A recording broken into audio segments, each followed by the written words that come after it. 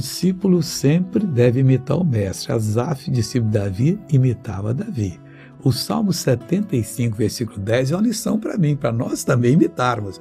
Olha o que ele diz assim: e quebrantarei todas as forças dos ímpios, mas as forças dos justos serão exaltadas. Deus falando, Asaf falando, RR falando, João Maria falando. O que você tem que fazer? Você quebrar essas forças. Orando a Deus, você vai jogar tudo por terra, mas Deus só faz se você orar. Sentir uma revelação da palavra como esta, e você sabe que em nome de Jesus o mal vai bater em retirada, Deus, eu quero quebrar agora toda a força dos ímpios que estão me atacando, mas quero abençoar os justos que oram por mim, para que eles sejam exaltados diante de ti. E eu agradeço, porque eu também sou justo que estou orando por você. Deus será exaltado diante do nosso Deus, sem sombra de dúvida, serão exaltados, mas eu coloquei diante de ti porque é verdade. Então agora vamos ver um testemunho bonito, eu já volto para orar com você. Fui curada, pastor, em nome de Jesus. Que bonito, o que a senhora tinha?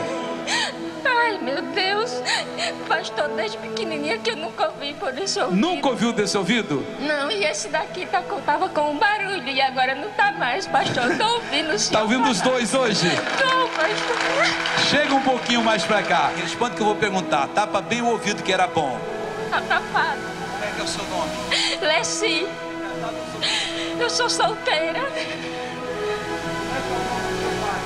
Antônio Zeferino, só que ele é falecido. Fica quietinho, pessoal.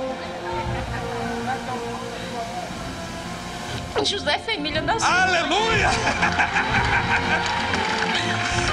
Ei, Jesus! História é demais, hein? Pai, eu entro em oração agora em favor dessa pessoa.